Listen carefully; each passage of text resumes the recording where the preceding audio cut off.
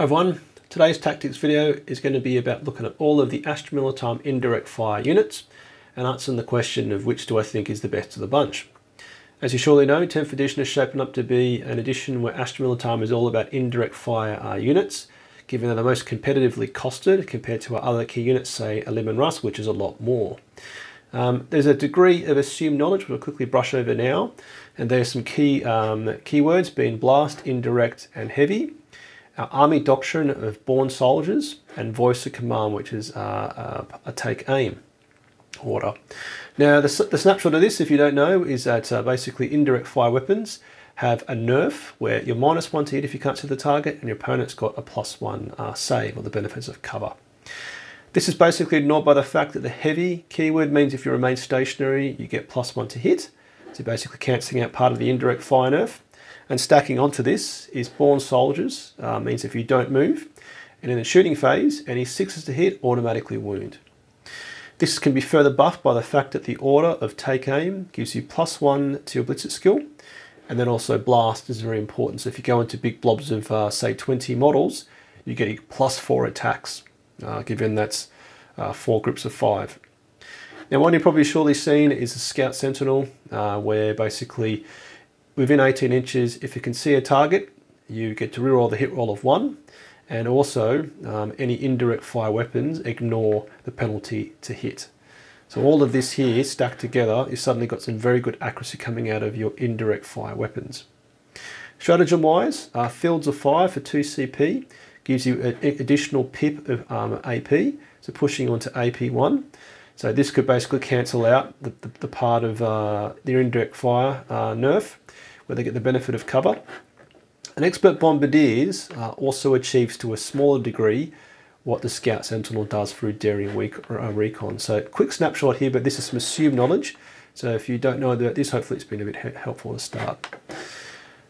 Okay, onto the units themselves. So what I've done is in my pretty spreadsheet, I've put all the plastic GW kits at the top here and all the resin expensive kits at the bottom here. You can see I've got the unit name, the points, toughness, save and wounds, range of the weapon, number of shots, blitzer skill, strength, AP, damage, unit ability, and also the keywords as well. Some key callouts to start is things like the heavy weapon score, which is 3 models. I've put the total cost, and that's also influenced the number of shots. Yeah, likewise the field ordnance battery, you get 2 models. So I've said 2d6, which is 2 individual d6s, if that makes sense. So let's start off with our favourite heavy weapons squad, and here of course I'm assuming the mortars. So toughness 3, 5+ saves and 6 wounds across your 3 bases. So these guys are made of paper, disappear when you look at them, but obviously very cheap at 60 points. Now the classic here is the mortar, 48-inch range, which covers the majority of the board. 3 d6 shots, which is of course 3 individual d6 shots.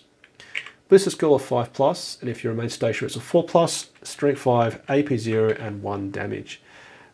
Now, their ability is actually quite tasty, where you can overwatch on a 5+, or if you're near a platoon keyword friendly unit, you're overwatching on a 4+. Of course, don't forget that overwatch now occurs in your opponent's movement phase, and also of course their charge phase. So overwatching on a 4+ into the right target could be very, very helpful. Now the key ones to call out here is of course you've got blast, heavy, infantry and regiment. Regiment's important because for 2 command points you can use a reinforcement stratagem and bring back a dead regiment unit. Now if your heavy weapon squads are being murdered, you're probably having a bit of a tough time because you should be hiding these things quite well. But to be bringing back a heavy weapon squad for 2 command points, it definitely is an option which is quite helpful. So the pros of this is they're the cheapest of the bunch at 60 points and also £30 in the UK. They're easy to hide with little tiny bases. And of course, as I said, the overwatch ability is very, very powerful. Of course, also as said, regiment keyword is helpful for the stratagem, but the key limitations are simply going to be that the most effective place this goes into is going to be any enemy infantry, because strength 5 means against the lightest of vehicles you're wounding on a 5, which isn't preferable. Of course, they're very squishy as well, but fundamentally, heavy weapon squad with the mortars will always be a very safe choice in any army list. All right, next is the Wyvern or the Wyvern. 110 points, toughness 9, 3+ save, and 11 wounds. Now this is a very common sort of beginner's armoured vehicle statistics, toughness 9. Essentially what you've got here is two mortars strapped together, essentially. Hitting on 4s, so organically hitting on 3s if you remain stationary. And the key ability is infantry style enemy units which are targeted have a -1 to hit when they are getting hit by the Storm Shard mortar, which is its weapon. So that definitely can help nerf the target unit. Now the key things which makes this a bit more special is it ignores cover, it's twin linked, and of course it's also squadron. So ignores cover basically means it's a situational AP1. So if your opponent is getting the benefit of cover and they're just say an infantry unit, this will definitely will stack. And of course if it's been twin linked basically means you get to reroll the wound roll. Now some very quick math hammer I did is twin linked on average is about a 20% improvement on the wound roll. So I looked at wounding a tougher target, a weaker target, or target the same sort of strength or toughness, and on average about a 20% improvement to the wound roll. Now at 110 points, is it worthy of basically spending almost, essentially what is 2 mortar teams, heavy weapon squads for the same price? And I don't think it is, unfortunately, because bring it down point should be factored. The Wyvern is a vehicle, and the bring it down objective is still in existence in 10th edition. It can be quite rewarding, so I have to always think about that. Again, it's only effective into infantry, being a strength 5, and fundamentally just take 2 squads of mortars. I don't think for 110 points, 2d6, if this was 3d6 or 4d6 like it used to be in 9th edition, then it would definitely be worthy of bringing. But only 2d6 shots, granted they're more accurate when you go to the wound roll, I just think just bring 2 squads of mortars. All right, next is the Field Ordnance Battery, and here of course I'm assuming the Bombast Field Gun. So 120 points for 2 massive models. They're a toughness 5, 4+ save, and they've got 12 wounds across the two models, so 6 each. Now fundamentally this is a bit tougher than a mortar team, of course, and interestingly you're basically paying twice. You're paying 2 times as much as the mortars. Now what do you get for your money? So the 2 models, 48-inch range, again covering the majority of the board. 2d6 shots, which is 2 individual d6 shots. You're hitting on 5s, which means you're hitting on 4s if you remain stationary, and strength 7, AP1, 2 damage. Okay, ability wise, sustained hits 1s if they receive an order and remain stationary. Now sustained hits 1s is on average probably an additional 1 hit. If you roll, say, on average 6 shots across the two dice, you're then going to be having one of those will be a 6. So it's not actually that good on what essentially is only 2d6. They are of course regiment, and I should have said also the Wyvern is squadron. The key difference here of course is that squadron units can only be ordered around by tank commander or Lord Leontus, whilst regiment units can be ordered around by any regiment or infantry style character or officer, like the Cadian Castellan or Sala Creed or Colonel Ironhand Strachan, etc.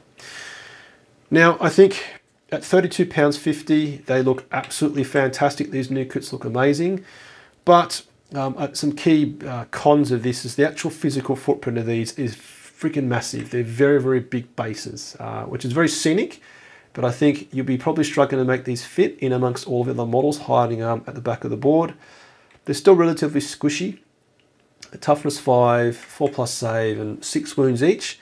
And strength 7, AP1, and 2 damage is very good. It's going to murder any infantry, but it kind of sits in a weird place where it's good into infantry and it'll be pretty mediocre into vehicles. I think as we look at everything you can see here, there's some pretty clear roles to play. Definitely these two are into your infantry, and spoiler, say the Manticore and the Basilisk probably are good into vehicles, but a strength 7 probably, it's kind of sitting in the middle, and I'm not really convinced it's going to be doing a lot of good work into vehicles. So I think, you know, if you've got it in the starter set, definitely give it a go. But if you're going to play competitively, you probably just bring two more heavy weapon squads as opposed to the field ordnance battery. Right, next along is the Manticore at 125 points at £37.50, the same price as the Wyvern. It's been a classic, and it's been in place since the beginning of 9th edition, and now into 10th. Interestingly, it's sort of back into a good place now. Strength 10 can be the key difference compared to the Wyvern at strength 9. So it is a bit tougher. It's got a 120-inch range. Number of shots is D6 plus 1, which is a bit of a weird one. Hitting on 4s, strength 10, very tasty. AP2, very tasty in the new edition, and flat 3 damage is very, very tasty. Okay, if you're hitting or shooting an enemy unit with 5 or more models, you get to reroll the hits, which is very, very good. And then, of course, you've got Blast Heavy and Squadron. Now, Squadron, as I said, for the Wyvern, means only the tank commander can order this thing around, or Lord Solar Leontis. Now, strength 10 definitely is a very strong position. And as I kind of said earlier, while strength 5 is definitely going to be into infantry, strength 10 is going to murder all infantry, wounding on 2s. And then against most vehicles, you're going to be wounding on 4s, which in the new edition of 40k is actually pretty decent. So as a sample, if you look at all the vehicles in this list here, you know, strength 10, it means in the mirror match you're wounding yourself on 4s. You're wounding the Wyvern and the Basilisk on 3s. And even against the Praetor, we'll look at later, you're wounding on 5s versus, say, the Basilisks or the other ones, which are going to be probably doing not as well. So the Manticore, 125 points. It's basically, its key benefits are it goes well into infantry. It does good into vehicles. Flat 3 damage is absolutely outstanding. AP2 is also very good. And rerolling your hits into models or units with 5+ models is basically going to mean you're going to be very accurate and effective into, say, 5-man intercessor squads from the Space Marines. So doing some good work there. Some basic cons are D6 plus 1 is a bit of a weird one. Now, as I said, it's good into, of course, infantry because you get the blast keyword, but into vehicles, this does nothing. So D6 plus 1, you could be rolling, of course, a 2 at worst if you're going to be going into a vehicle, and that massively brings down your potential. And as I said, for the Wyvern, it's a vehicle, so bring it down also has to be considered, because the bring it down secondary, if you're playing tactically, the tactical random cards can actually pay quite well. But I still think this definitely is a really hot favourite of mine. 125 points, strength 10, AP2, flat 3 damage. You can't go wrong here. You can't go wrong. Right, next on to the Basilisk. The Basilisk costs you 135 points, so it's more expensive. It's weaker than its Manticore brother. It's got 240-inch range, which is completely unneeded anymore. It's got D6 plus 3 shots, which is a lot, just like the Battle Cannon Leman Russ. Hits on 4s, hits on 3s when you stay still, strength 8, AP2, and 2 damage. Now, its ability is the target units. If the infantry, they get -2 to their movement, -2 to advance and charge rolls. So the 10-point premium versus the Manticore is basically paying for this ability here. Now, is that 10-point premium justified by the fact that if you go into any infantry, you're essentially nerfing their movement, offset by the fact that you're significantly less strong, your AP is still very effective, and you only got 2 damage. Now, strength 8 into infantry means you're going to be always wounding on 3s, but into things to say like Custodes, you're basically going to be wounding on 3s versus wounding on 2s from the Manticore.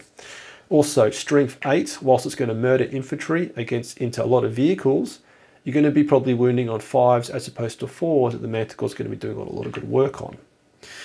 Now, it's £37.50 if I haven't already said, same price as the Wyvern and the Manticore.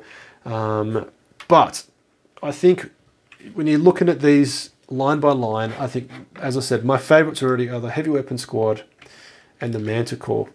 Now, if you were sort of had to ask yourself which of these would you take versus the Basilisk, I think it's always going to be the Manticore.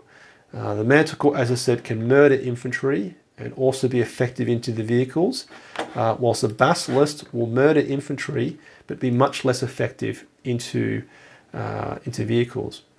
As I said, you have to be very specific in what these go into. Of course, you might get desperate in putting mortars into a vehicle, but I think picking out what each thing is going to do is quite important. So the Basilisk definitely is a very good option. It's probably it's probably like my third pick after the Manticore and Heavy Weapon Squad, but definitely not as strong in my opinion as the Manticore. Okay, next we'll be quick on this one. The Deathstrike, 160 points. It's £37.50. It's ridiculously costed. It's the same toughness as the Manticore, so toughness 10, which is good. It has no range. As you probably know, you basically have to declare in the current turn where the marker goes, and where that marker lands, any unit within 6 inches can be hit automatically, or be eligible to be hit by the big nuclear bomb that comes down. It's in the next turn that bomb falls, so your opponent can move the units away from it. And this is basically where, in 9th edition, this thing was redonkulous with lots of mortal wounds being done. But now instead, every unit within 6 inches of that marker has 2d6 shots onto it with the blast keyword applying. And you're hitting on 2s at strength 16, AP 4, and 1 damage. So this is amazing, which means you're wounding everything on a 3 minimum, including all vehicles. AP 4 is going to be pushing the very best armoured opponents into a 6+ save, but only 1 damage. So it's got a lot of dice, very good strength, very good AP, and for a lot of chip damage. Yeah, I mean, 160 points, you could fire 1 rocket. I mean, it can only be fired in the second turn. It can't be fired in the first. If you could fire this turn 1, it'd be amazing, because obviously your opponent blocks everything to get it in the deployment zone, smash them to bits, blow everything to pieces, whatever. But fundamentally, the pros are it's very cool. It's amazing. It's strength 16 AP 4, as I said. It can hurt everything effectively. Hits on 2s. Interestingly, it doesn't have the heavy keyword, but you can just basically give it the take aim order to be hitting on 2 still. But as I said, 160 points for what is essentially a one-shot rocket isn't amazing. You can't fire it in turn 1, and it's also a vehicle, so bring it down is affected as well. But 160 points, this thing is never going to be played, which is sad, because I painted mine at the end of 9th edition, never get to fire it, but yeah. All right, next on to the Medusa Carriage battery. So let's look at what this looks like if you don't know what I'm talking about. So it is this bad boy here. So just imagine basically a demolisher siege cannon on an indirect fire weapon. That's what it essentially is. So it cost 80 points. I mean, it's ridiculously cheap, and 80 points is cheap, but it cost you £100 to buy. And when you buy it, you don't get any crewmen. Of course, you can just use some normal dudes, but you got to then add on your crewmen as well. So £100 for this block of resin. Now, it's toughness 7, which is tougher than the field ordnance battery, so definitely warranted. It's got a 4+ save, which is good. It's got 6 wounds. It's got a 36-inch range for the Medusa. It's got D6 shots, hits on 5s, which means hits on 4s if you remain stationary. A beautiful strength 10, an amazing AP 3, and a glorious flat 3 damage. Now, its ability isn't amazing. The target must take a battle shock test. That's cool, always helps. And it's obviously got blast, heavy, infantry, and regiment. So just like the field ordnance battery and the heavy weapon squad, if this thing does die for some reason, the 2CP can be brought back. And being infantry, it can only receive orders, or can receive orders from infantry officers. Now, I think I probably should dig on that point a bit more, that I think being infantry gives you more flexibility, because you can cheaply and easily take multiple infantry officers, versus the only one you can take basically now for the vehicles is a tank commander or Lord Sol Adiontis. So you've got only 2 options versus probably like 4 or 5 options for the officers. But this in itself is very strong. Strength 10, AP3, 3 damage. I mean, who doesn't want that? That's going to flatten everything. So it's going to murder infantry. It's going to do good work into vehicles. Now, its bad points are basically it's D6 shots. I've never loved D6 shots. It's really variable. I mean, sure, you've got the blast keyword, but if you're targeting 5 models, you may roll a 1 and be firing 2 shots. Hitting on 4s is never going to, blow the doors off. It has got a massive footprint. Now, I've personally seen this on the tabletop, nor do I own one, but I can imagine it's physically got quite a big footprint, probably even bigger than the field ordnance batteries. And making this thing hide behind a nice piece of terrain could be challenging in the competitive tournament tables. It's 36-inch range. It means you won't be shooting the entire tabletop, like the mortars or obviously the Manticore or Basilisk. It can't take tank orders, as I said, but as I just spoke about, that's not too much of a big deal. And also at toughness 7, it's not the toughest thing out there. So once it gets targeted, it is going to probably, fall to bits. But it is stupidly cheap. I mean, an extra 20 points compared to the mortar squad, for twice the toughness, a better save wounds, but a crap load of damage potential. If you own this, if you can afford to pay for it, or if you've got 3D printing or recasts, then I would definitely play this because it's just so cheap. You probably almost just take 3 mortar squads, 3 Medusa Carriage batteries, and just do work with this glorious model. Right, next is the Earthshake Carriage battery, I think it's actually called. So also 80 points, amazing. Toughness 7, same thing as the Medusa, and basically it's got the same abilities or key stats as the Basilisk. It's the same. It's the Earthshake cannon as per the Basilisk, with a crazy range, lots of shots, hitting on 5s because it is an infantry style unit. Strength at AP2 and 2 damage with a -2.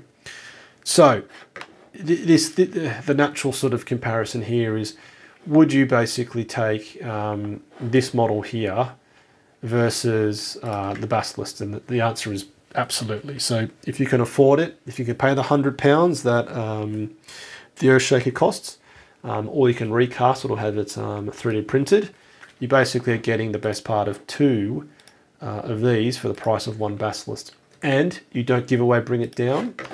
And also Bin Regiment. Of course, you can bring it back to life for 2 command points via the reinforcement stratagem if it does die. So I think for these two, definitely the Earthshake Carriage battery, if you can afford it or recast it or print it, do it. Because these are 80 points is just silly, really silly how cheap it is.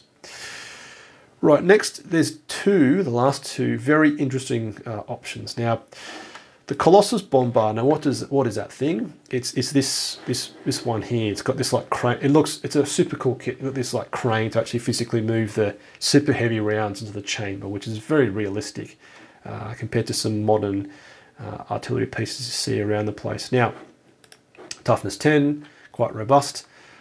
Hitting on, it's got a 2+ save. That's great. 11 wounds, 120-inch range, D6 shots, hitting on 4s.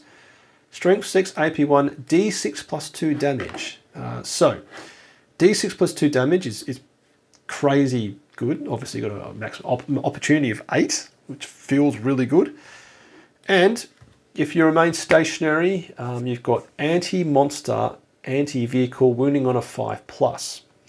Now, that, of course, is good, but for this to actually pay off, and I wrote it down because I had to make sure I get on my thinking right here, but for this to pay off, you basically need to be going into a toughness 12 or higher monster or vehicle, because if you're going into a toughness 11, you're wounding on 5s, toughness 10, you're wounding on 5s, etc., etc. It's only at toughness 12 where you'll be wounding on 6s.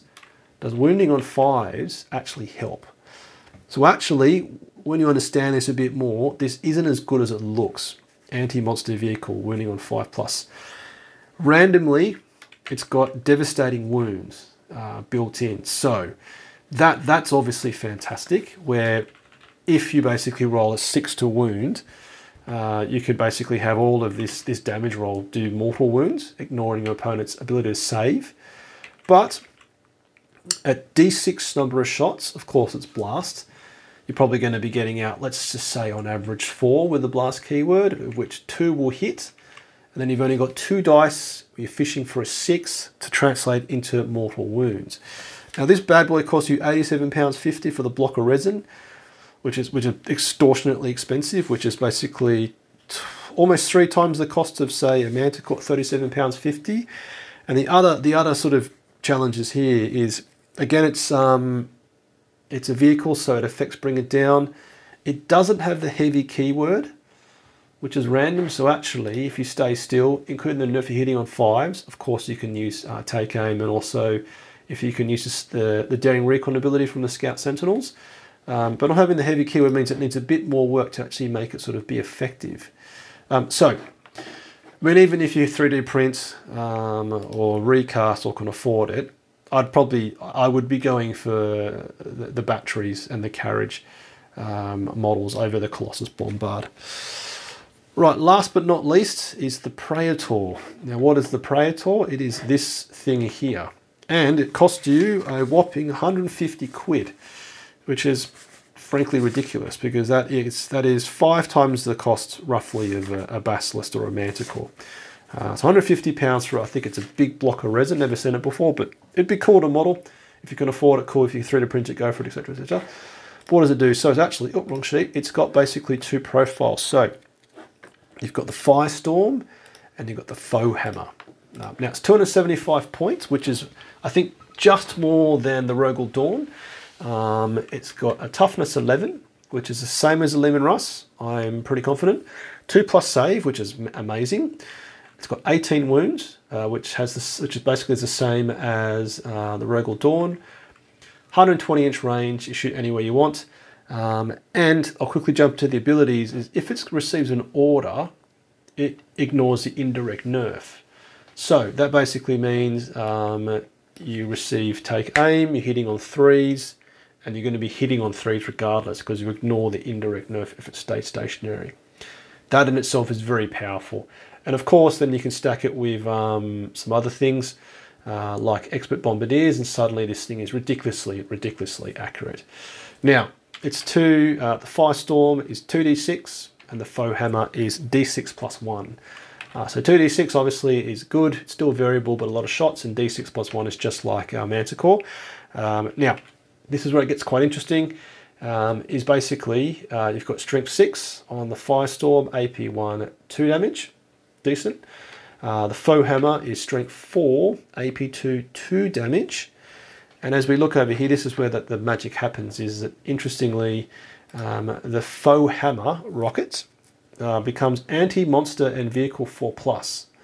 Now this is good, and obviously they fiddle-farted it with it, so basically you know, they basically dropped it to strength 4, but this does in theory pay off then, because you know, you could be targeting a strength, a toughness 13, mirror match Baneblade, and wounding on 4 suddenly is pretty decent, given it's got, you know, AP 2, which in the world of 10th edition is quite good, and 2 damage is also very helpful as well. But 275 points is a lot. £150 is obviously crap loads of money. So I think, you know, it's you know, compared to a Rogal Dawn, it's the same price. It is another vehicle. It gives away a ton of bring it down points because it's 18 wounds. It's very expensive, but on the positive side, a 2+ save makes it ridiculously survivable. 18 wounds means you can hang around. I don't mention it anywhere here, but this also has on it a heavy stubber and a heavy bolter. So at toughness 11, 2+ save and 18 wounds, you could basically drive it up and have it sticking out and not worrying about it actually taking damage. Now, the irony with that is if you pushed it up and it could see the target, because it ignores the indirect fire nerf, this essentially is kind of the opportunity is wasted, because if you can see the target, you don't care about being shot back, you actually ignore the indirect nerf anyway. But still, you know, if things get desperate and your army's getting torn to pieces, this thing could drive out and actually do a little bit of DACA work with a heavy bolter and a heavy stubber, and given it can hang around on 2+. As I said, anti-monster, anti-vehicle at wounding on 4+ is very, very helpful. But yeah, 275 points, big block of resin, very expensive. If you can print it, if you can recast it, if you can afford it, it definitely could work. I only take one. But I think for hyper competitive matches, if you go into a tournament, it probably won't see much play. So, in summary, where do I think are the best options? And now this is going to be very boring compared to all the others previous videos I've done in the previous editions of 9th and 8th edition of which I think is the best. And my personal opinion, I always think the mortar team, the mortar squad is the best indirect. It's cheap, it's small, it into the right target, it's very effective. You chip away at chaff. Overwatching on a 5+ or a 4+ is fantastic. As I said, don't forget Overwatch occurs in the movement phase, so 24 inches away, which is crazy. You're hitting on 5s or 4s or whatever it works out to be. It's always going to be my favourite. Even if you don't take the 3 in the squad, just take mortar teams in your infantry squads. If you've got them at the back of the board, babysitting Lord Sol Leontis or Sala Creed, just have a mortar team there to plink away wounds, because all about chip damage. Yeah. My next favourite, again very boring, is going to be the Manticore. I think strength 10 AP2, flat 3 damage can't be ignored. That is so good. Again, if you're going into big blobs of enemy units, on the hit roll is very, very powerful. Very powerful. And then if you can afford it or recast it or 3D print it, I think the Earthshake Carriage battery then is a real one you could definitely take. Granted, it's a very big model, and I struggle to make it fit, but at 80 points, it can be brought back to life for the 2CP stratagem. It's just so good. I mean, 80 points versus 135 for its big armored brother. And as I said, it doesn't contribute to bring it down. Really is a good option. So that's my opinion. So heavy weapon team, the mortars, the Manticore, and the Earthshake Carriage battery, if you can recast, afford it, or 3D print it. So yeah, so hopefully interesting, including also the Forgewell options. As I said at the beginning of the video, Astra Militarum has kind of been pushed into indirect. And what I mean by that is that even 135 points of Basilisk is very cheap. The Manticore 125 is very cheap. Everything overall is cheap. But compared to the Leman Russ battle tanks, which are at minimum 180, I believe, to 220, it's almost like you have to bring this cheaper stuff because other stuff's costed a lot more. Also, as I said in the assumed knowledge section, where given our army doctrine relies upon lethal hits if you don't move, things that don't move are typically indirect fire weapons, yeah? Leman Russes want to move, they want to get into engagement range with the opponent, they want to be pushed around the board, so you may get a couple of turns to actually get the benefits of lethal hits, but artillery is always going to get it. Now, I'm not going to comment too much on the overall meta state of Astra Militarum. We're not in a good place overall, and a key thing I'll finally close on is, whilst artillery can murder your opponent, it can't score objectives. I mean, you could drive it up and try and secure objectives or do actions, but given that this is a very one-dimensional set of data, it's just firing indirect fire, it's probably not going to win you games. It's just going to kill your opponent, which is important. But you could bring 3 of these, you could bring 3 of those, you could bring 3 of those, and just hammer your opponent, and then have crap loads of infantry and scout sentinels, armored sentinels, doing the rest for you. But yep, hopefully interesting, a bit of a discussion for you all there, and I'd love to hear your comments and opinions on what you think is the best indirect fire option for Astra Militarum or Imperial Guard. Any questions or comments, let me know in the comment section below. If you enjoyed this, want to support me, you can do so a like, comment, or by subscribing, joining my Patreon Platoon, or simply watching any of my other YouTube videos. I cover everything Astra Militarum from a hobby aspect, from assembling, kit bashing and painting, the lore, doing any lore videos. I likewise also tactics videos in the 10th edition of Warhammer 40,000. Let's get your bayonet sharp, lads gone on. Faith in the Emperor strong. Patreon Platoon, sound off. Tank Commander Glenn. Tank Commander Watchdog Van Etten. Tank Commander Mitchell. Colour Sergeant DuPont. Sergeants Adal, the Colonel Merrill, Veteran Gibson, Hall, Lundeen, Guardsman Beard, Coquelin, Flint, Hills, Malik, Nitton, Nguyen, Smith, Tom, Tompkin, Conscripts England, Gilliam, Goodwin.